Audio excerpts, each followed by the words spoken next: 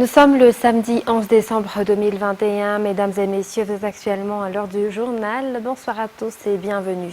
Dans les informations de ce jour, le président de la République, Andry Rajoelina, poursuit sa tournée. Il est à présent dans la région Vakna Karaj. Suite justement aux promesses du président de la République, les jeunes souhaitant œuvrer dans le domaine de l'agriculture et de l'élevage à Ntirabe bénéficieront du projet Titre Vert avant la fin de cette année 2021. Ainsi, le président Andry Rajoelina a octroyé officiellement aux jeunes bénéficiaires la clé des maisons et le livre foncier pour la première partie du projet Anusmwang. Le programme Fiarine et la région Vakna Karaj finaliseront le reste du projet en 3 mois, selon le chef de l'État. Reportage de Jutika Rangelirine. Des maisons déjà construites avec des terrains pour les cultures et des enclos pour les bêtes, c'est ce qui a déjà été préparé ici à Nusmwang, Ntirabe 2 actuellement, 7 mois après le début du projet Titre Vert dans le Vakna Karaj. Des maisons déjà viabilisées, raccordées au réseau électrique, à celui de l'eau, dont les clés ont été remises par le président de la République avec le livre foncier ce jour. Les jeunes entrepreneurs ont déjà bénéficié des formations sur la production et leur domaine d'activité. Un terrain de 1 hectare a été octroyé aux bénéficiaires, un terrain qui ne peut être ni vendu ni muté à d'autres personnes. Aucune activité à part l'agriculture et l'élevage ne peut y être exercée. Après 5 ans, le terrain sera officiellement leur propriété. Les vaches laitières qui ont été importées ont également terminé leur quarantaine et ont été données aux jeunes avec les matériels et équipements pour garantir leur élevage. Ces infrastructures inaugurées font partie des besoins des jeunes entrepreneurs d'Ntirabe. Le reste est encore en cours de finalisation et l'accélération des travaux a été demandée par les bénéficiaires. Ntirabe figure parmi les villes qui ont bénéficié de ce projet Titre Vert, étant donné la fertilité du sol. De plus, la ville qui constitue les terrains sont favorables à la croissance des animaux d'élevage. Ce projet sera mis en place dans toutes les régions de la Grande Île, le but étant d'octroyer aux jeunes de l'emploi et afin d'atteindre l'autosuffisance alimentaire. Et concernant la situation hebdomadaire de la coronavirus à Madagascar, 994 cas de personnes positives au coronavirus ont été détectés durant la semaine du 4 au 10 décembre 2021, selon les statistiques officielles sorties aujourd'hui. 578 cas, soit 58%, viennent de la région Analamang, 183 de la région Vakna Karaj, 98 de Haute-Matiach, 30 viennent de Vadva Fidvnan, 23 d'Anos, 21 d'Antimotsnan, 20 d'Amoronmani, 12 d'Antimongef, 9 cas à Melak, 6 Antnan, 5 à Diana, 2 de Menabe, 2 d'Itas, 2 de Souafia, 1 d'Urumbe, 1 cas de Betsbouk et 1 cas de Covid-19 également détecté à Bunglav.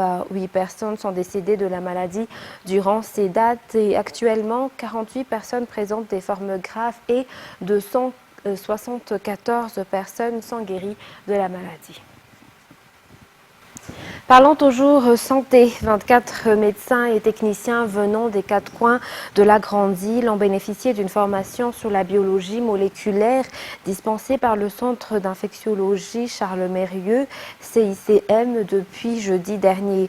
Outre les équipements, le renforcement de capacité des acteurs de santé figure parmi les moyens utilisés dans la lutte contre les virus. La formation de ces acteurs de santé renforcera les compétences dans le domaine du dépistage en général et surtout concernant le virus Covid-19 et reste un des objectifs de cette formation.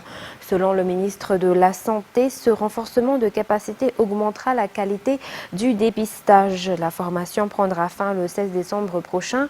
C'est le fruit d'une collaboration entre le CICM, l'Université d'Antananarivo et le ministère de la Santé publique.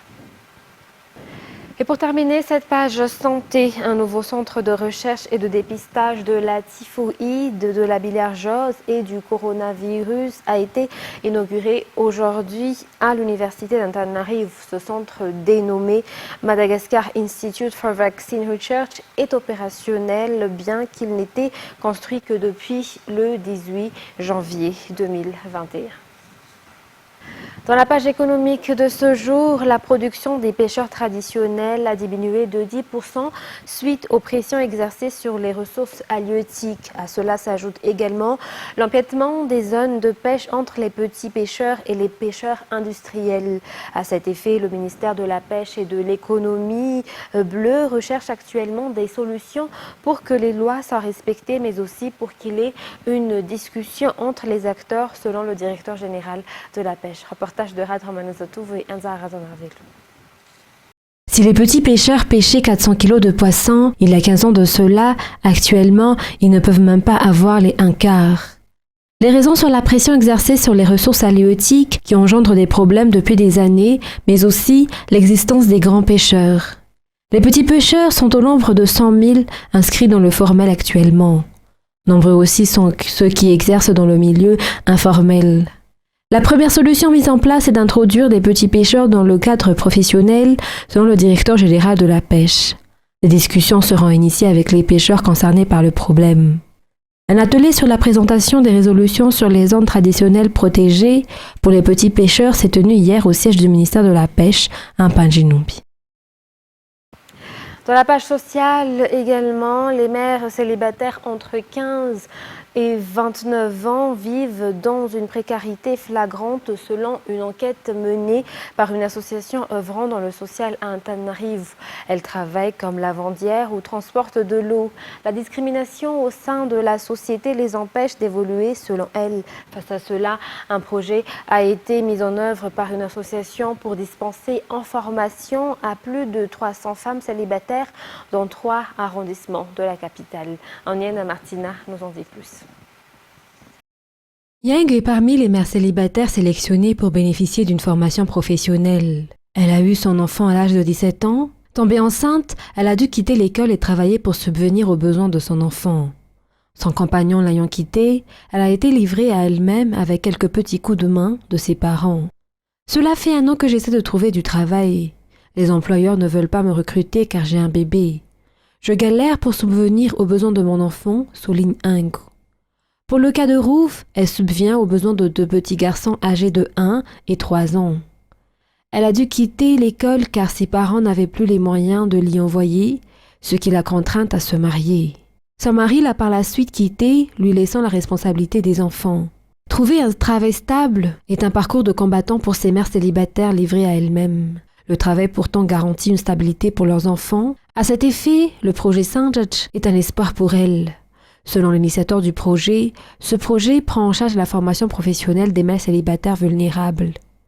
À cet effet, une enquête a été menée dans les quartiers de la capitale pour sélectionner les plus vulnérables afin de les aider. Le projet Sanjach durera 3 ans.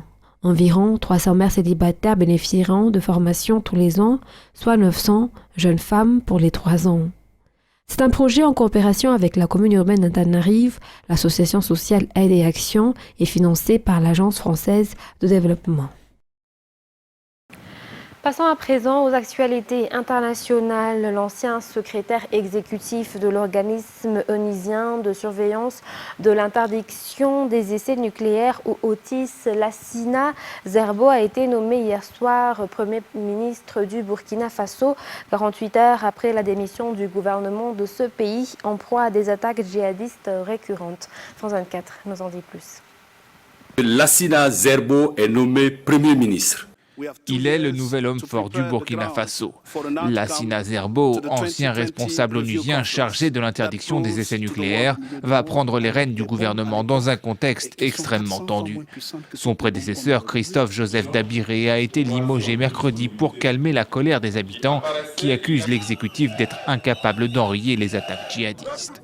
Peu connu du grand public, Lassina Zerbo s'est distingué sur la scène internationale en recevant plusieurs prix, dont celui de la diplomatie scientifique. Le président Roch Marc Christian Kaboré fait ainsi de la lutte contre le terrorisme une priorité. En direct à la télévision, il en appelle à l'unité nationale. Nos forces de défense et de sécurité, ainsi que nos volontaires pour la défense de la patrie, ont besoin de notre soutien. C'est pourquoi je lance un appel à l'ensemble des filles et des fils de notre nation à consentir l'effort de guerre, chacun en fonction de ses possibilités. Un effort dont les contours restent encore à préciser, mais qui a pour but d'impliquer tous les Burkinabés dans cette guerre. Depuis 2015, le Burkina Faso est confronté à des violences récurrentes, attribuées à des groupes armés djihadistes affiliés à Al-Qaïda et au groupe État islamique. Des attaques qui ont fait au moins 2000 morts et poussé près d'1,5 million d'habitants à fuir. La dernière date du 14 novembre dernier. Des hommes armés ont attaqué un commissariat à Inata dans le nord du pays, faisant au moins 57 morts, dont 53 gendarmes.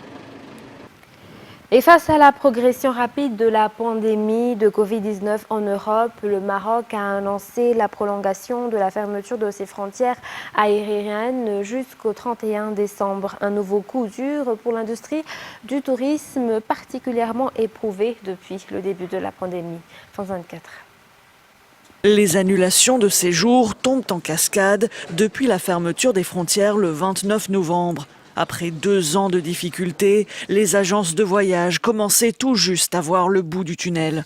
C'est catastrophique avec toutes les annulations, avec la fermeture de l'aérien, avec tout ça, c'est une catastrophe. Voilà, on essaie de survivre, c'est tout.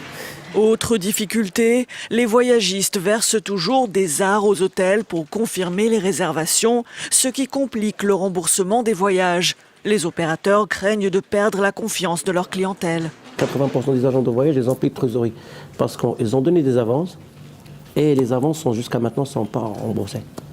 Parce que même les hôtels, ils n'ont pas une trésorerie pour rembourser les agents de voyage.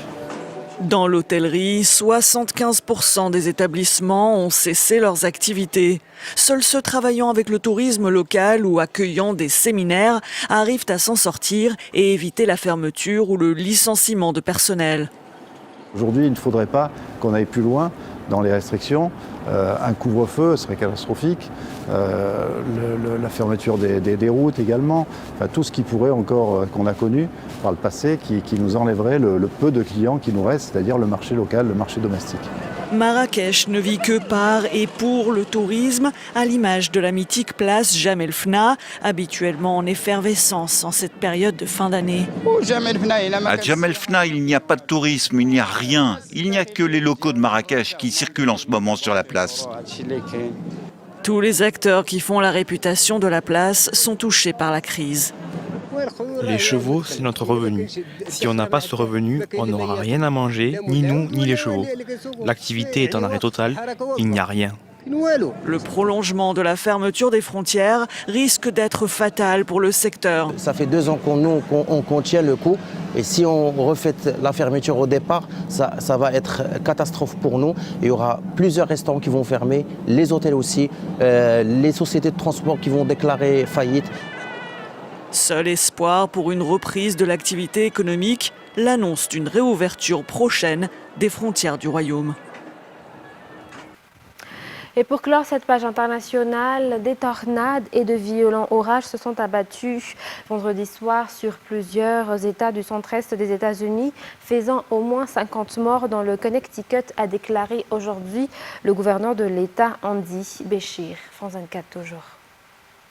Le bilan humain, vous l'avez entendu, est en constante progression puisque le jour n'est levé que depuis quelques heures et que, comme vous le savez, cette série de tornades meurtrières a frappé durant la nuit. 5 États ont été touchés, le Kentucky le plus durement, l'Arkansas, l'Illinois, le Tennessee et le Missouri. Et on peut même y ajouter la Louisiane, ce qui porte à 6 le nombre des États frappés par les tornades. La tornade principale, celle qui a causé le plus de dégâts, a parcouru près de 370 km du nord de l'Arkansas à l'ouest du Kentucky, ce qui, selon les spécialistes du phénomène, est une distance rarissime, surtout avec cette intensité. D'ailleurs, le Kentucky enregistre la tornade la plus brutale de son histoire. C'est le comté de Grave qui a été le plus durement touché, et notamment la ville de Mayfield, qui totalise pour l'instant le plus grand nombre de morts et les dégâts matériels les plus importants. Dans l'Illinois, vous l'avez évoqué, c'est un gigantesque entrepôt d'Amazon qui a été touché, piégeant une centaine de salariés, parfois ensevelis sous les décombres. À mesure que l'Amérique se réveille ce samedi, les images de dévastation inondent les chaînes d'information américaines et rajoutent à la sidération du public, puisque en temps normal, ces phénomènes sont anticipés par les autorités. Le phénomène des tornades est évidemment bien connu des Américains. y compris sur cette côte est américaine. Mais cette fois, le phénomène semble avoir surpris les experts, puisque dans l'Illinois notamment, les habitants ne semblent pas avoir eu le temps de rejoindre les abris anti-tornades, ni même les basements, les caves aménagées dans les maisons traditionnelles américaines. Enfin, les toutes premières informations communiquées à l'échelon fédéral confirment le déclenchement du plan d'urgence fédéral, la mobilisation des gardes nationales des États et l'acheminement de moyens d'évacuation exceptionnelle dépêchés par les États voisins et notamment par les forces armées. En clair, tout ce que l'Amérique compte de moyens de secours et de transport militaire ou public sur la côte est des États-Unis s'est figé cette nuit pour se mettre entièrement à la disposition des populations frappées par le désastre. Mesdames et messieurs, c'est la fin de ce journal. Je vous remercie de nous avoir suivis jusqu'à son terme. Très bonne continuation sur notre chaîne et très bon week-end à tous. Au revoir.